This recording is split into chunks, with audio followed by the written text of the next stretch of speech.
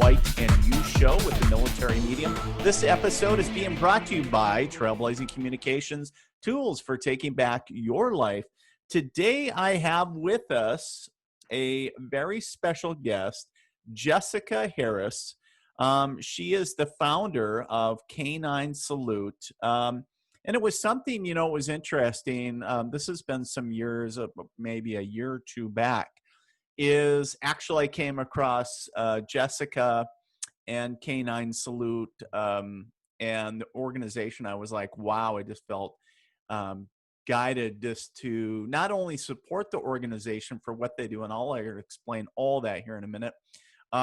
So of course I had to buy a bag of treats because I was like, hey, a dog lover, and it was so cool. And of course, our pup loves the treats, but and we're going to get into like how they're made and all that great stuff, because they're good for the animals. They're not processed, the processed filler grain stuff. So but Jessica, welcome to the Red, White, and You Show.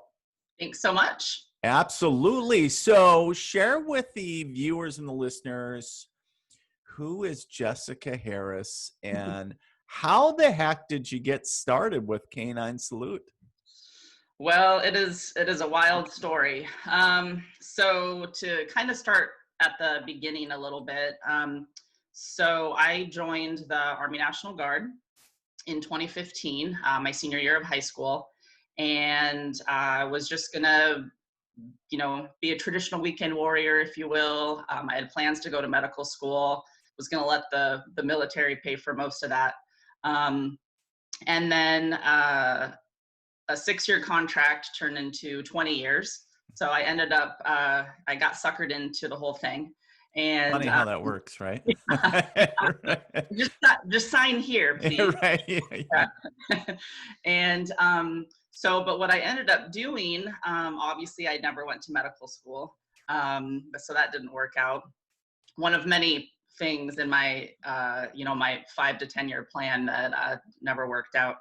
So, but I ended up, after about 10 years, I ended up taking a full-time position with the National Guard. So I actually spent the last close to 10 years of my career in an active status with the Guard, working for our state's counter-drug program for most of that time. Okay. Very yeah. Cool. So, but I was a medic the whole time. So I did that. And I ended up retiring in 2015. But in 2014, as I was transitioning off of active duty, about those last 6 months, I ended up getting a job in North Carolina. So I'm in Washington State, but I got a job in North Carolina. Had never been to North Carolina. And just thought, oh, this looks like a fun place. Lot less rain, right? Actually, no. A couple years ago when I was there, Raleigh got like 19 more inches of rain than Seattle. Oh, was that when they were flooding? Well, it kind of floods like off and on all summer. Oh, okay. Okay. So, the Northwest, it just kind of drizzles constantly. Sure. But yeah, but in the South, you just get those rainstorms that come out of nowhere. And then it's, 90% humidity. So, but so I ended up moving to North Carolina I got a job at UNC, and thought I had found my dream job. My whole transition out of the military was really easy. And that's, where we often hear service members struggle. And I thought, this is super easy. I got this really great job, paying me a lot of money, and life is good. And then about 10 months later, the department had been undergoing some reorganization, which had actually started pretty much when I got there. And I was told I'll be fine. My position's not going anywhere. And 10 months later, and 5 weeks after I closed on a house, I was laid off. Ooh. Yeah. So, so that was in 2015. And, but I thought I'll be fine. That whole Raleigh-Durham area is the Research Triangle Park. And I mean, there's, you've got 3 major universities, you've got all of this technology, healthcare companies, and global corporations are headquartered right there. And I thought, I'll probably have a job in like 2 weeks and everything will be fine. Sure. Probably have so many job offers that I'll just, be telling everyone no. Sure. Um, that was not the case. So I found myself in this really just strange predicament. And, and I didn't have a big support group out there. I mean, I only had a couple acquaintances when I even moved out there. So, but as I was transitioning out of the service, when you go through, I don't even remember what it's called. It's been so long. ACAP, I think, where Army you Career Alumni Program. yeah, There something you like go. that. Go back to school, figure out what you're going to do when you grow Sure. up. But they have an entrepreneurship track. And so I went through that track because I'd already had another business idea I was working on. So I actually originally I wanted to open up a indoor dog park and beer garden. That sounds awesome. It does sound awesome. So I had been working on a business plan. It was something I, just kind of kept in the back of my mind and was kind of, just dabbling in a little bit. And so when I was laid off and then was really struggling for my job, so I ended up being unemployed for 15 months before I found a job. And I had applied to counting at about 300 resumes and applications submitted. And so in the meantime, I had started to go all in again on this business concept I had. And so I started getting involved in some local organizations in the Raleigh area. I mean, I literally Googled veteran entrepreneurs in Raleigh, I think is what I Googled. And this event showed up, and that was like 10 minutes away from my house. And it was called Startup Veterans. And I ended up going to that. And that night was just the shift in everything. I mean, I found the group of people I had been searching for since I had moved out there. So it was a lot of veterans. It was a lot of just local business and community leaders. And I ended up sitting behind a gentleman who was an angel investor in the area. And he introduced me to, just everyone I needed to know. And he's kind of been an unofficial mentor, if you will, just kind of turned into one of those relationships. Startup Veterans ended up turning into Bunker Labs. So a gentleman by the name of Dean Bunchu is who started the chapter in the Raleigh area. And so that was when I met Dean and just everyone in that community. And a few months later, it was an official Bunker Labs chapter. So, and I just got involved with them from day one. And then, just kind of did a pivot and got kind of some cold feet actually with the indoor dog park concept, because I didn't know if I wanted to stay in North Carolina. And so I didn't want to commit to a brick and mortar type of a business. And so I just kind of paused and kind of went back, full force into looking for work, and like, well, let's maybe and so I just kind of put a hold on that for the time being. But then a few months later, I started. It was by accident. So did you just all of a sudden have an idea for dog treats and, hey, I should do dog treats, or, hey, I really don't see a lot of treats out there that are good for my dogs. I could make those. Mm-hmm. Was that kind of the concept? No, not at all, actually.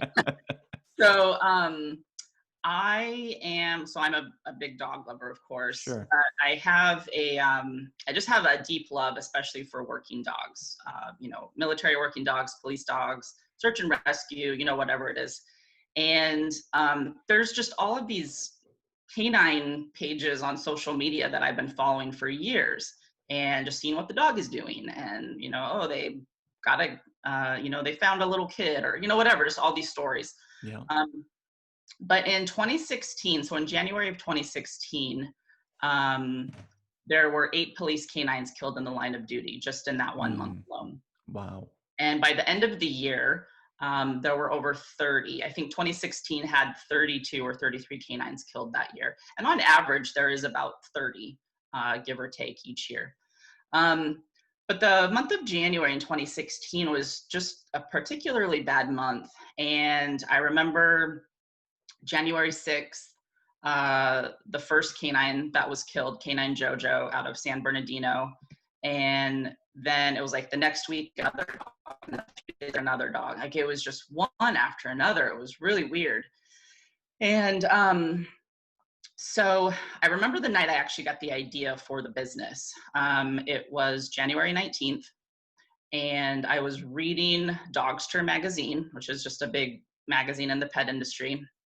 And in the back of the magazine is all the products, toys, treats, beds, clothes. I mean, if you can think of something for your animal, I mean, it's out there. Sure. And I just remember looking at all these products and thinking, what's so special and different about them, and how these companies get out there and grow and figure it out. And so January 19th, Canine Ogre was killed out of Texas. He was shot and killed. And when I kind of saw that, pop up on my social media or whatever, and I was reading this magazine, just something kind of clicked in my head of, what can I do to kind of share the stories of the dogs? And at first I wasn't really thinking even a business necessarily, but I was like, how can I share these stories, maybe help them in some way? Because I would make small monetary donations occasionally. Sure. Different groups. And something just kind of popped up into my head that said dog treats, and you could put a story of a dog on a bag and get the word out and make donations. And like once that idea pops up in your head, then it just keeps going and going. And I was like, this is it. I've got the idea. This is what I want to do. And then I sat there and thought, well, how do you make dog treats? Okay, this is now what? All right. And so it just really kind of snowballed from there. And kind of a full circle moment for me after reading Hofstra magazine that night that I got the idea.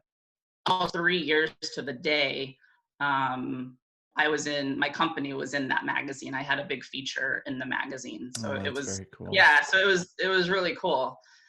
So that's really how it started. And again, I don't have a business background at all, and you have these ideas, and luckily we live in a time where you can find anything on the internet. So I mean, and I talked to so many people, and it's the same story of, I just Googled, how do you start a business? You can find everything you want out there. Right. And so what I really started doing was I was contacting some of the police departments, that had been losing the dogs, and was just sharing my idea and what I wanted to do, and really just getting feedback from them. And everyone that replied back to me just loved it. I've never had a handler say no, I wouldn't want you to, feature my dog on your product. Every handler's been really receptive. So right now I have 4 different dogs on the bags, and so it's all approved by the handler and the department. They provide the photo, and they are the ones that actually provide the short, just little tribute that's on the bag. So that comes from the handler. Now, are all these canines deceased that you feature? Okay, so it's a way of memorializing, in a sense, each of these canines. Yeah. So all the canines have been killed in the line of duty. And it's just a way to share their stories. It's like with people, and especially, those of us that have been in the military, we find that way to keep, the memories alive of our friends or whatever. And Right. and it's the same with these dogs. They play such an important role, whether they're police dogs, military dogs, whatever. And and I don't think there's a lot of people that just don't actually realize how many working dogs are out there and what they do. And, Right. it is unfortunate, um, obviously when the dog gets killed oftentimes, but you have to look at it in a way because that dog is the first one into a Yeah. situation. And so they have potentially saved human lives, and Right. so it's pretty special what they can do. And there's a lot of people that, the people that are against working dogs because, they say, well, the dog doesn't want to do this or whatever. Why can't we use a robot or technology? But there is no better technology than a dog's nose. I Right. mean, Right. there just isn't. Right. So it's pretty spectacular what they can do. Well, and it's no wonder, dogs, animals, you can really say have been used in the military and in law enforcement for a long, long time. Yeah, And but dogs, focusing on dogs, dogs have been used probably longer in the military than they have in the police department. But yeah, it's and I know that there was a how do I want to say there was a lot of changes made in regulation and laws regarding animals in service. I know there was a lot of, I don't want to call them atrocities. They were just policies put in place like yeah, Vietnam. There was thousands of dogs that had to be euthanized if they didn't bring them back. It was really sad yeah. when I learned that. But they looked at it as piece of equipment, right? And then they changed the laws, and Mhm. thank God for that. Yeah, But what's cool about your company, Jessica, is so you talk about, you got the treats, you're memorializing dogs, and it's like they're going into harm's way, obviously, to protect their, the rest of the force, to get the bad guy, track whatever. But there's something more to that because you guys are also giving a percentage back to help them get ballistic armor, correct? correct. So 10% is donated to various canine organizations. Um, and I'm kind of shifting a little bit. So when I started, you're not making that much when you're starting Sure, out, so sure. donating a little here and there. Um, and so I was donating to various organizations, but where I'm shifting now is to really partner with one or two specific nonprofits, so Okay. that I would rather be able to, help fund a really legit nonprofit that's doing great work instead of a little bit here and there. And then I think it helps the consumer know, okay, they can kind of get invested a little bit more of knowing Sure. where, a portion of their money is going to go. And Right. then that nonprofit and I can build a relationship. But yeah, Right. so I donate 10% from each bag and to get protective vests.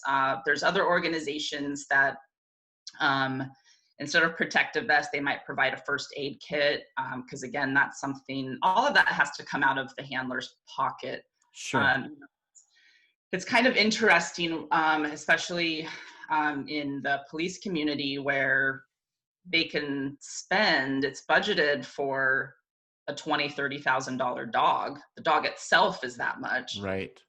But then they're unable to provide the protective gear that that dog needs. So that always comes from Right. public donations. Um, invests are generally, they can, on average, they're about $2,500. Oh, wow. And Okay. they have, really only a 4 or 5 year lifespan from using that. So, yeah, so a portion of the money goes to that. And then I also donate just a lot of treats themselves. I do 2 donations each year to deployed military working dog teams. And then if there's a local organization doing an event or something and they want products, I'll make small donations occasionally. Sure. And I've donated to shelters that train service dogs for veterans. So a lot of just, product donations themselves also. Very cool. Very cool. Um, Now let's talk about the treats themselves because I know they're kind of extra special. Hmm. They're not like your normal, you think if you just, I'm not going to say any name brands, but you pick up just a regular, a generic commercial dog treat. Yeah. They're full of a lot of grains and what they call fillers, right? And a lot Yeah. of flavorings. But with your treats, they got things like carrots and like Mhm. a lot of vegetables and healthy Yeah. We things can, in it. So yeah. yeah, we can totally eat them. And in fact, I've been at events where I get the people to eat the treats too. So, Nice. I hope sell. um, yeah, so I have just 3 flavors right now. And that's definitely been a learning process as I've started the business too.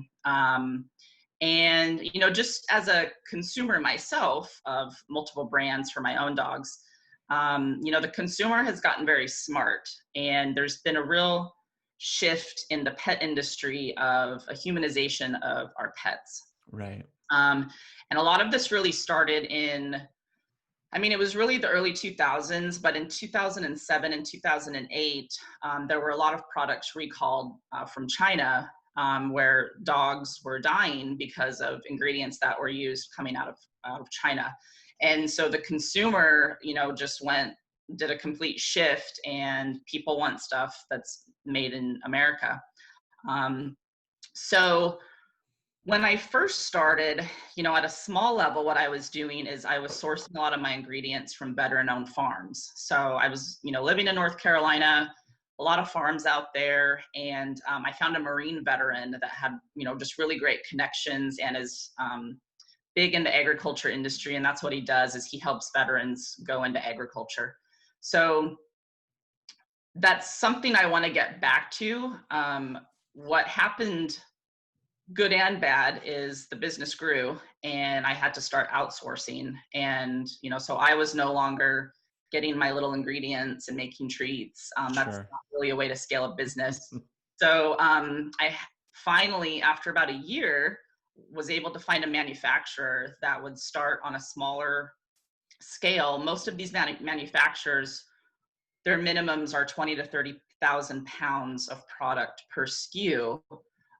So when, you know, you're making a couple $1,000s a month to start out, like that's just not realistic. So, Right.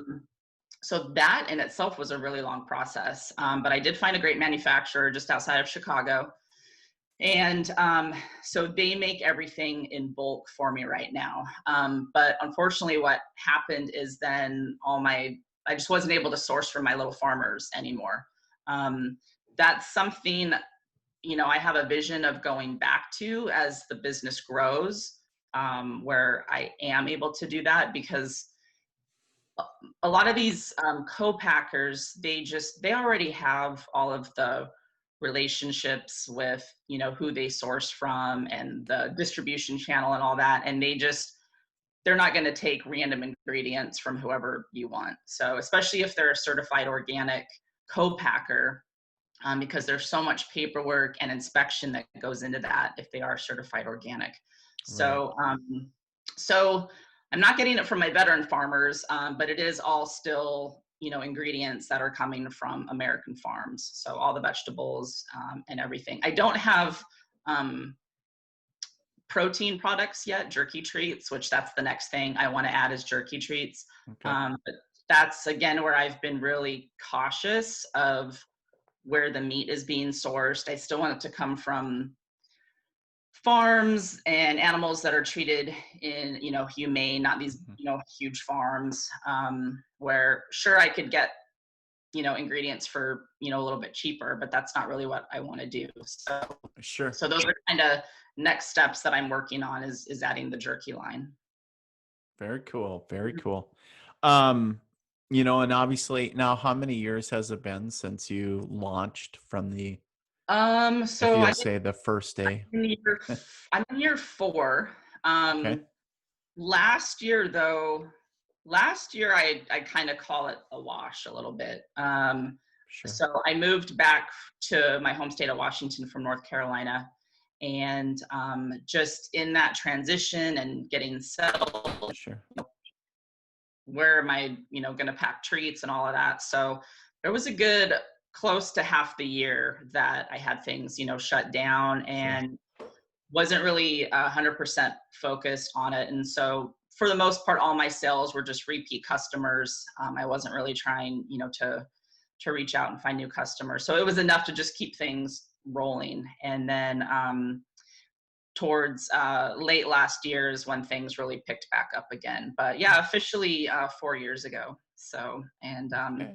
Very cool. yeah, and there's been, I've won a few really big awards that have really, helped and kind of launched things and have just kind of reiterated to me that I'm on the right path and I'm doing the right thing. Well, the one I was looking at, I think it was on your website, was the selected as a 2018 winner of the Bob Evans Farm Heroes to CEOs contest. And then you received a $25,000 business grant and mentoring with Damon John, and most people would remember him from Shark Tank. Yeah. And that's awesome. I Yeah. mean, I'm sure that was, Yeah. That priceless. that contest was kind of a trip. So yeah, so when I started out, so I actually won. I won a local business competition in North Carolina when I first started the business, a few months into the idea phase. And then in early 2018, I won the American Small Business Championship. That was with Ford and Sam's Club. And then later that year, I won the Bob Evans Farms Heroes to CEOs contest. So I had applied for that contest the year prior, the first year they did it. Wasn't selected, obviously. I put so much time and effort into it because you had to submit a video and there were all these questions you had to answer. And, I was like full in on my video, American flag behind me, manufacturing equipment and everything. Sure. And wasn't selected. The next year, I applied for it again. And the week I needed to get my video done, I remember I was really sick and I was like, oh man, this is not good, but I have to get this done. And it was literally just me and my dog sitting on the couch and just me talking. There wasn't all the fluff behind me Sure. trying to make the video good. I was just, this is where I'm at. This is what I'm doing. But what I think really helped that year is I was now another year into my business. And so it wasn't the video so much that they were looking at, it was all the questions that you had to answer. And Mm, you have a legit idea, you know, how have you grown? How are you able to scale? And so the answers to those questions were much better that year. yeah. And so, yeah, it was crazy because I got an email. So the end of the contest had passed, and I scour all of the little official rules and everything. We go through that stuff like 20 times. And, it said that the winners will be contacted by such and such date. Well, like 2 weeks had passed, I think. And I was like, nah, whatever, another one.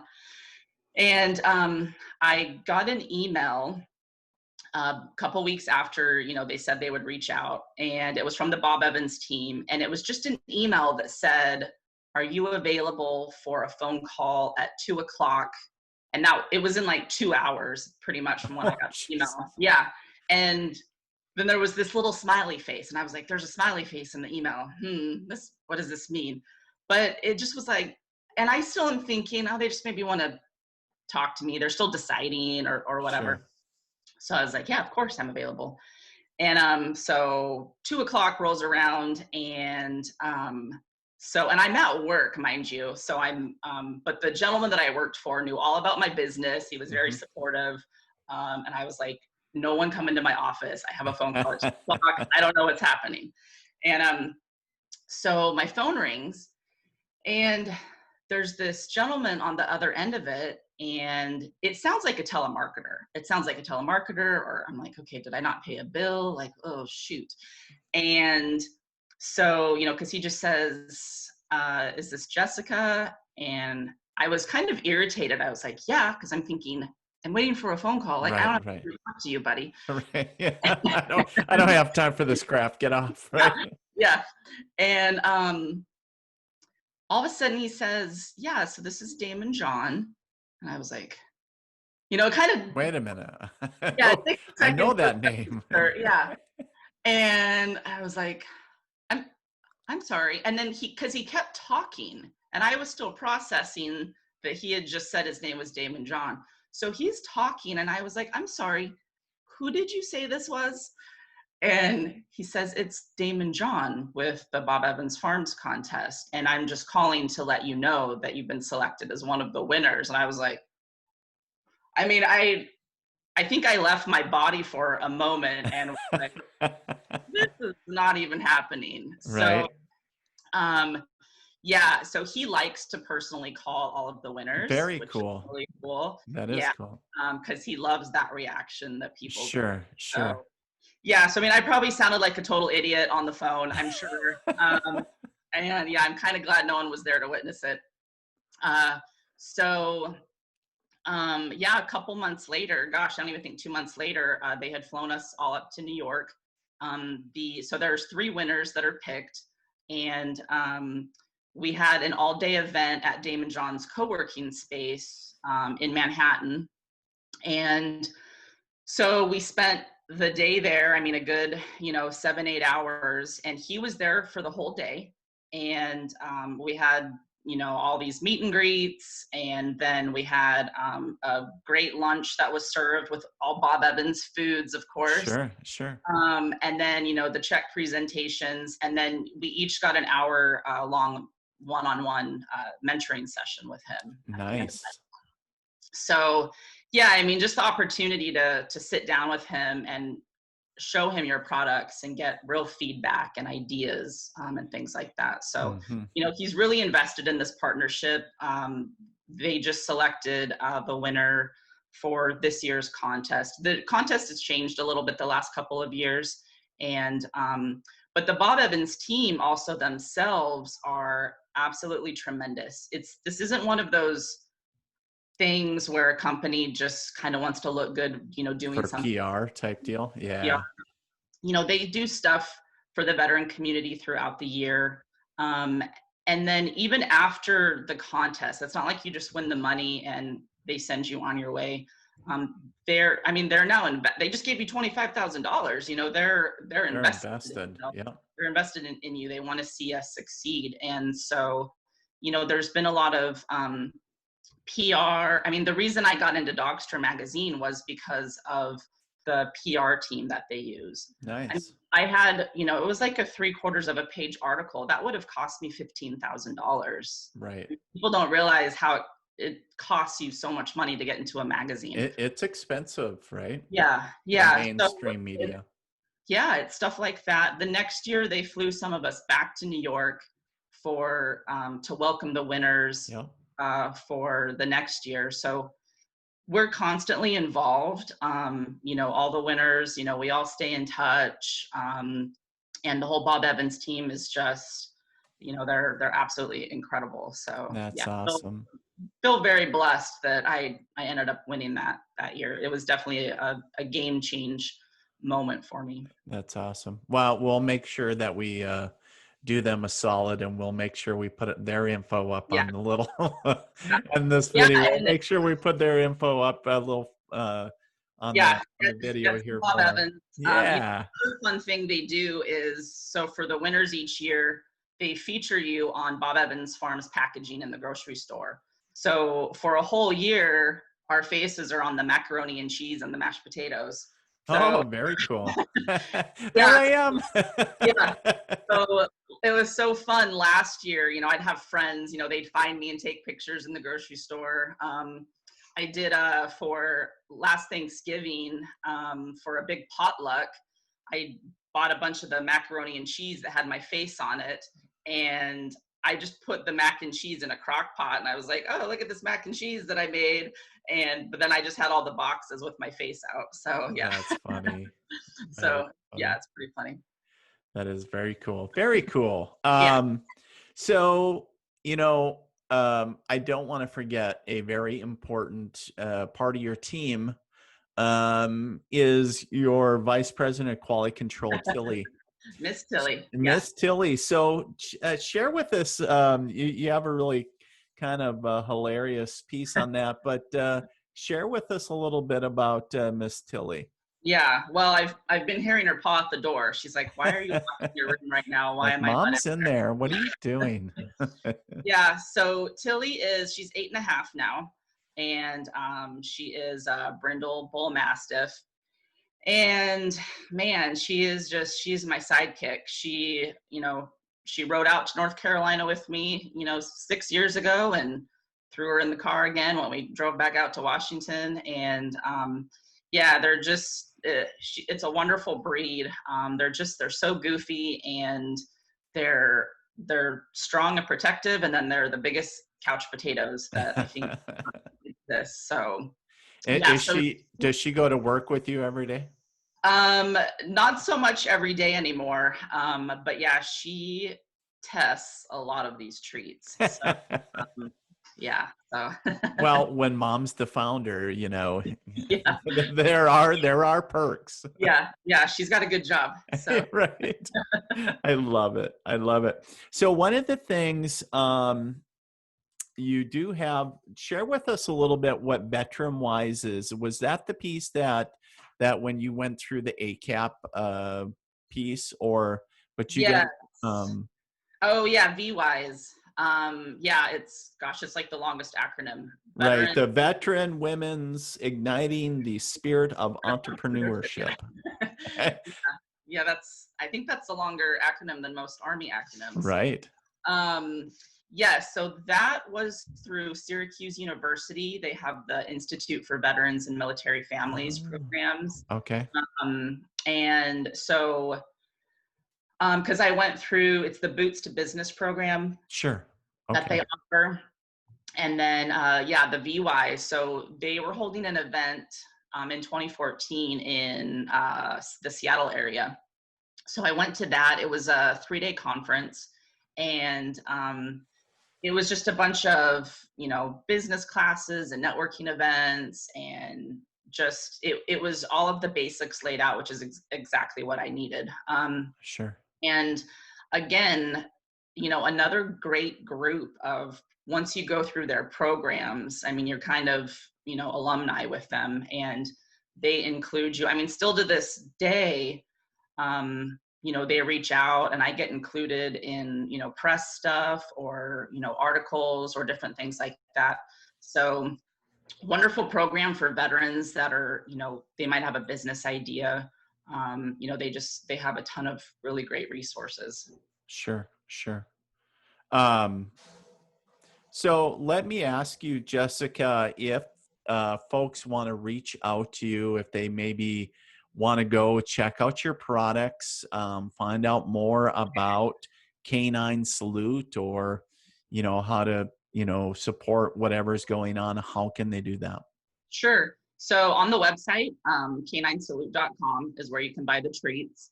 I'm in a few small retail stores, really small, throughout the country. Retail is a whole other battle that's a whole other conversation. You get your products into retail. But yeah, so right now on the website, and hopefully I'm working on getting on Amazon as well. Okay. And then, Facebook and Instagram, Twitter, at Canine Salute, you'll find me. So, on Facebook and Instagram, also, I do a lot of sharing stories of a lot of the dogs. So, when dogs are, maybe pass away after retirement even, or, just if something's going on. So a lot of the stories, that's really what a lot of it is about, is continuing the storytelling of these dogs, right. And what they do. So, and that's an important part, right? Is to make sure that in a sense, their memory is they're living on, right? So Yeah. it's always I think that handler and dog bond is, I mean, we can all feel it at some level, if we have our own dog, just in our right, house. But a dog that's your partner, day in and day out, that is yeah, gonna essentially lay their life down for you. right. I mean, it's just there's no other bond.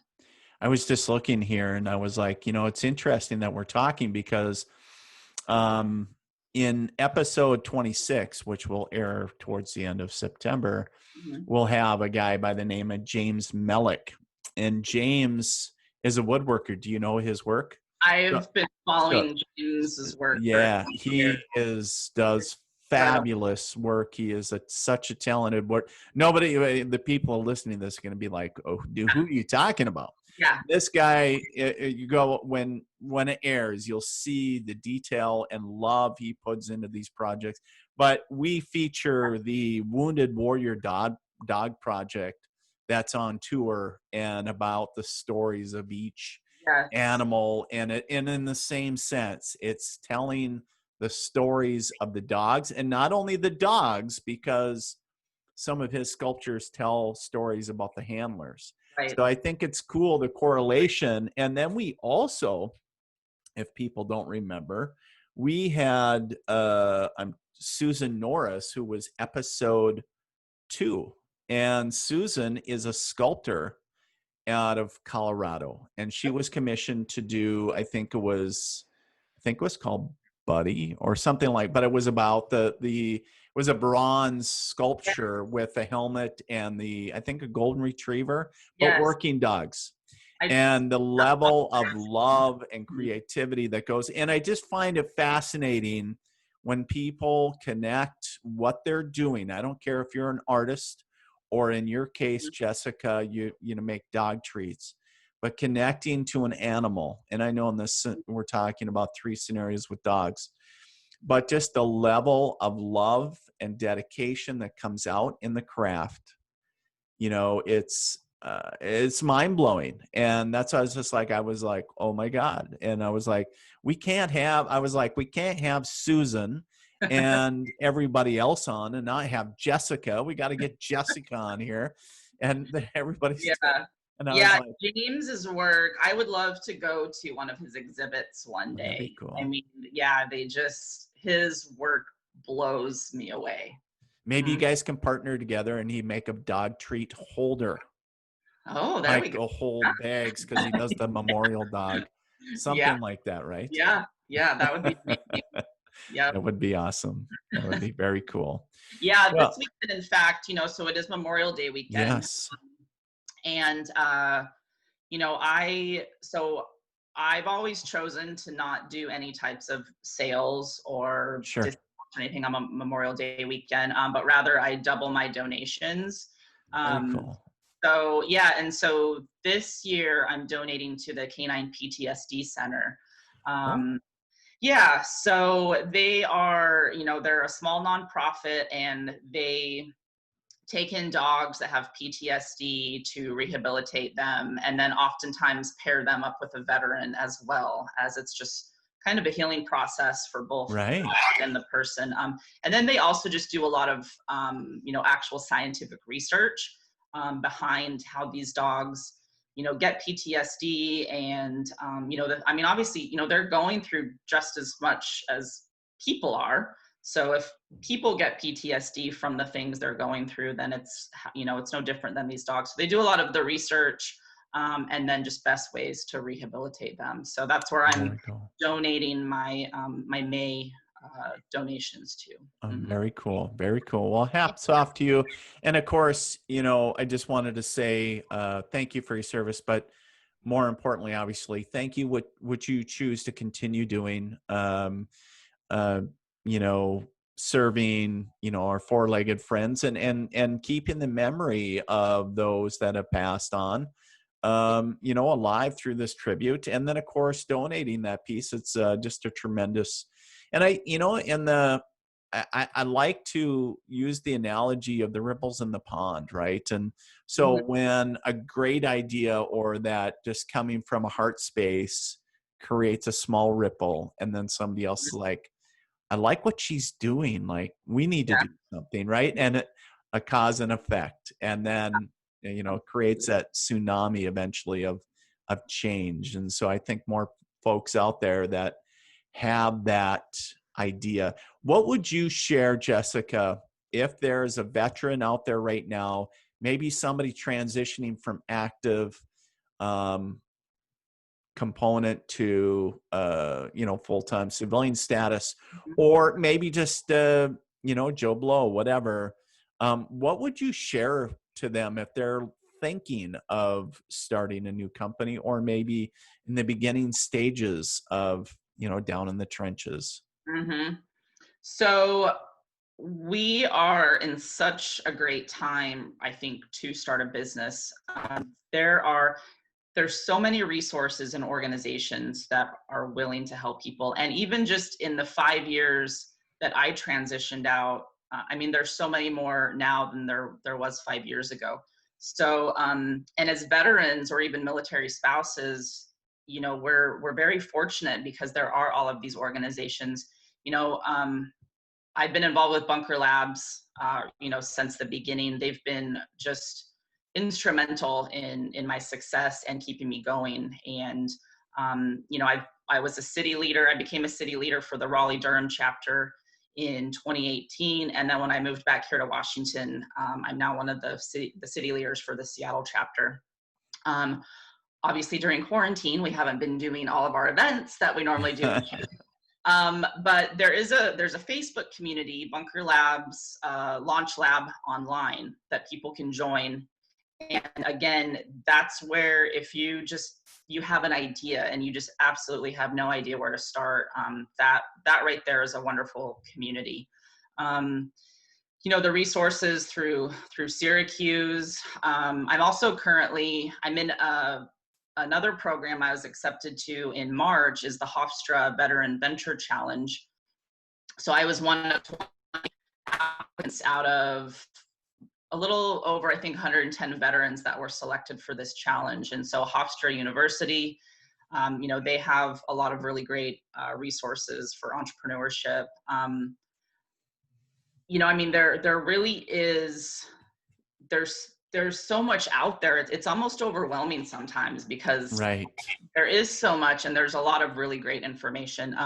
And what I find really special, I think even more so about the veteran community and veteran entrepreneurs, is I see a trend where people are starting businesses, and in one way or another, we're all giving back in some way. And I think that's just something that is ingrained in so many veterans. And that's, a part of why we joined the military, was to serve and to give back.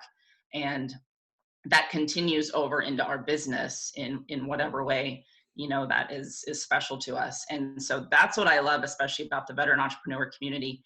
And it's such a collaborative environment. So, if someone has an idea, or I've had people reach out to me on LinkedIn because they see I am involved in Bunker. And so they're like, hey, just what do I do? And we'll immediately plug them in somewhere. And the Bunker community is very well connected, throughout the nation. And so if we can't help you here locally, then I almost guarantee we know someone, even in another state, that we can connect that person with. So cool. The resources are there. The people that want to help you are absolutely there. So awesome. Yeah. Well, my guest today, Jessica Harris, founder of K9. Oh, good Lord. You're going to kill me. So there you go, right there. She showed it. Thank you so much, Jessica, for being on the show today. It's been an honor and a privilege to have you on. And we look forward to keeping up and seeing what you're doing, with all the fur babies out there, and getting them treats and everything. Yeah, we'll get there. So the plan is to take over the pet industry a little bit, and there you go. There you go. Become a household name, right? Exactly. And Canine Salute, right? So like Jessica was on. Boy, I feel like an idiot. It's like canine salute. It's right here, Dean. Whoops. No, that's okay. Most people think I train dogs when they hear the name. No. It's like, no, but yeah. But Yeah. anyways. So, well, thank you so much, Jessica. And you have a tremendous week, and we will talk. Thank you. I really appreciate it. You bet. Bye-bye. All right.